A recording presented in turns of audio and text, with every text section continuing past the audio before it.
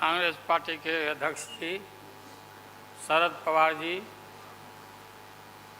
मंच पर बैठे हुए हमारे देश के सभी पार्टी के नेतागण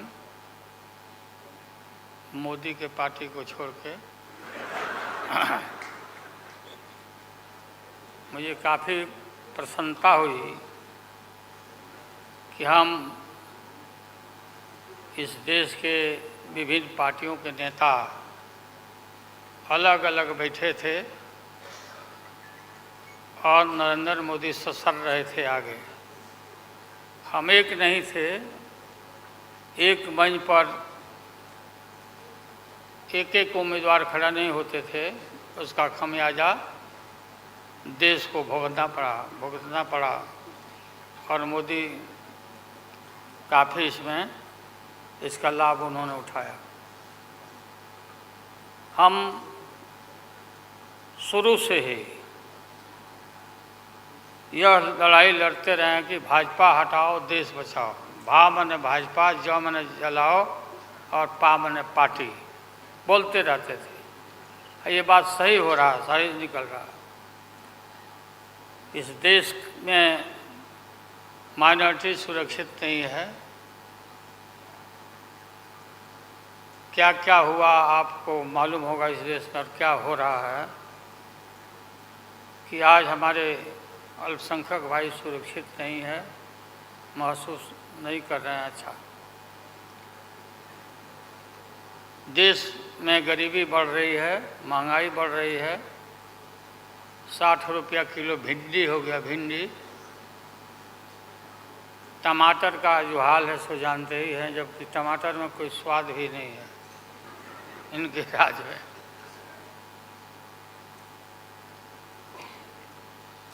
लगातार लड़ाई लड़ते लड़ते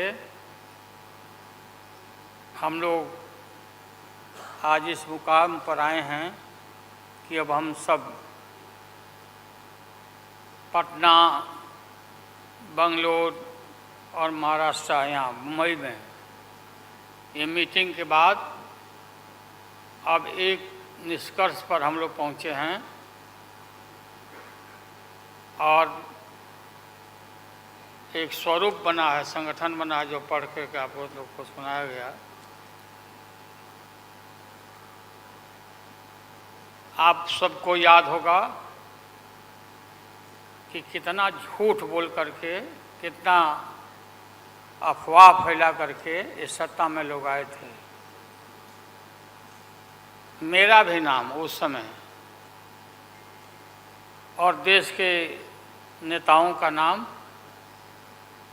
इन लोगों ने यह प्रचारित किया था कि इन लोगों का पैसा स्विस बैंक में जमा है, स्विस बैंक में। और मोदी जी बोले कि हम आएंगे और स्विस बैंक का पैसा ला करके हम देश के तमाम लोगों को, हर के को खाता खुलवाया कि 5-5 लाख रुपया जमा करेंगे, 15-15 लाख रुपया। हम भी झांसा में आ गए और हमने भी अपना खाता खुलवाया। मेरे 7 बेटियां, 2 बेटा और पति पत्नी दोनों मिला के 11 हो जाते हैं। देखा कि भाई 15 से गुना कर दीजिए, पैसा काफ़ी मिल जाएगा। हमने तो पशुपालन में कोई पैमानी शैतानी भ्रष्टाचार नहीं किया जो भ्रष्टाचार नरेंद्र मोदी कर रहे हैं, करा रहे हैं। सारे देश भर के लोग खाता खुलवा दिया, सब गरीब गुरबा आदमी प्रचारित करवाया इन लोगों ने।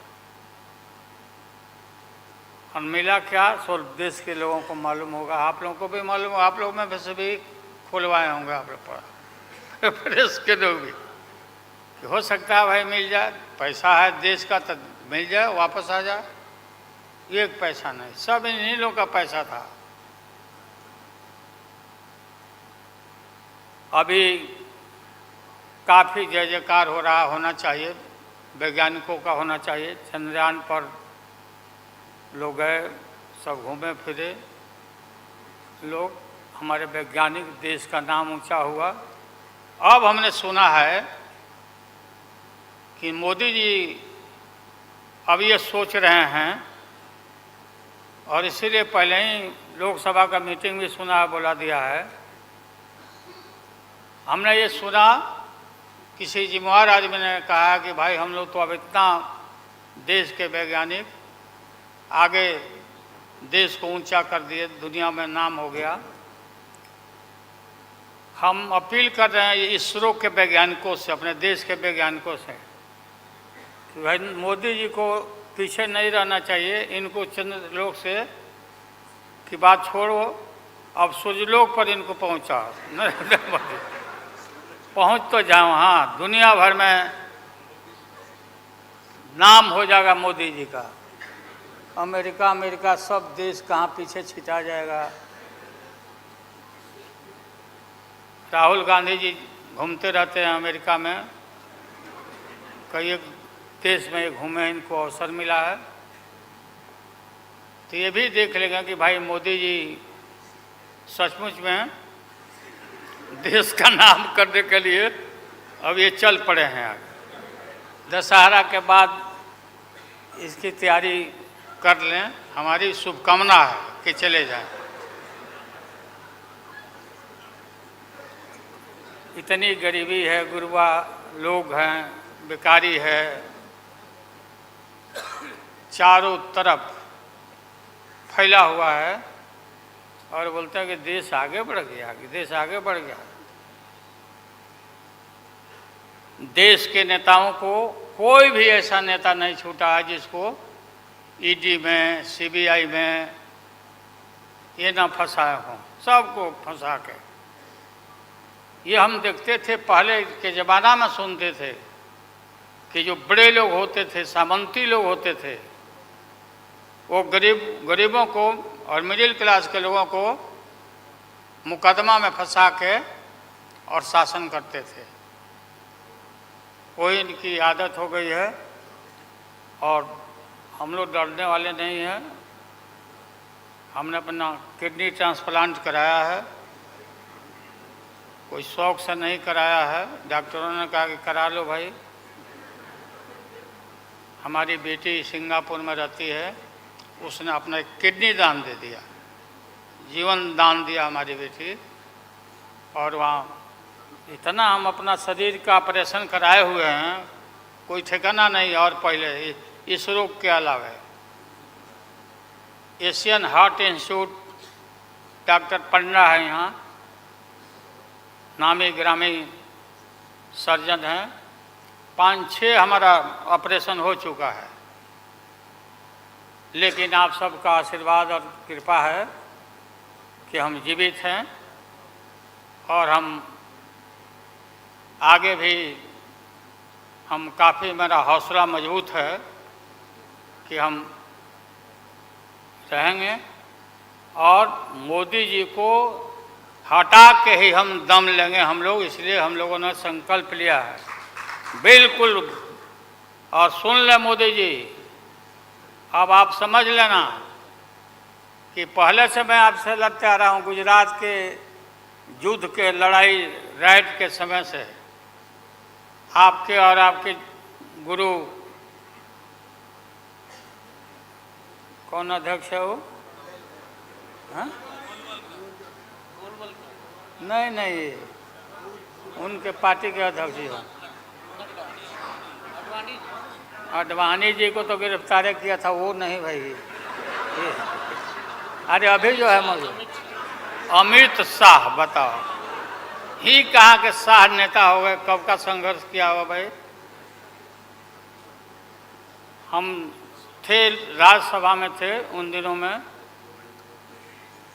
भैरव सिंह शेखावत साहब जी उपराष्ट्रपति थे, और दंगा जब हुआ तो चारों तरफ देश और दुनिया भर में यूरोपियन कंट्री ने अपने नागरिकों को मना कर दिया कि मत जाना उधर, भारत में मत जाना, और इनका प्रवेश भी निषेध हो गया था विदेशों में। आप सब लोगों को मालूम है किस तरह का इनका इतिहास रहा है।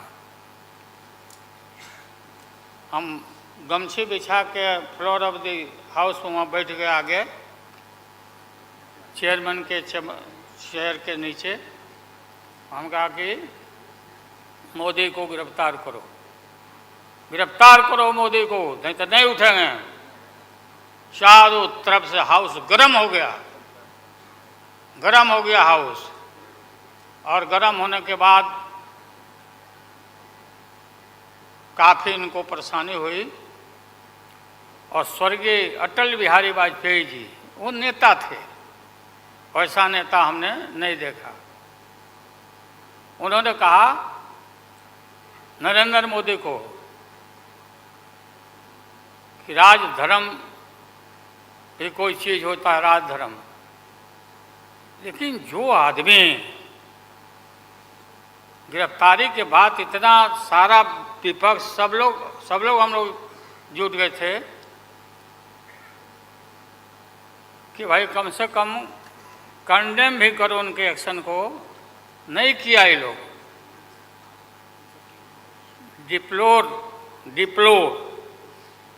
डिप्लोर मतलब किया कि वो भी नहीं, अंदर से नहीं निकला इन लोगों को कि हम निंदा करें। इतने बड़े नरसंहार हुआ था, क्या क्या हुआ उसको दोहराने की जरूरत नहीं है। हम सब लोग ज़्यादा भाषण नहीं, भाषण का तो मेरा, हमारे दीदी भी यहाँ बैठी हुई है, ममता दी निकल गई। अच्छा चले, तो सारे जो उस समय लोग थे हमारे साथी, बालू जी भी निकल गए। हाँ हाँ गए, प्लेन है तो हम भी, मेरा भी प्लेन अभी निकल गया। हम क्यों पीछे रहे, हम भी निकल जाते हैं। फ्लाइट का टाइम आ गया। तो आप सभी पत्रकार भाइयों को मैं प्रणाम करता हूँ, सलाम करता हूँ, आदाब करता हूँ। हम सब एक हैं और एक होकर के हम लोग इस लड़ाई को लड़ रहे हैं।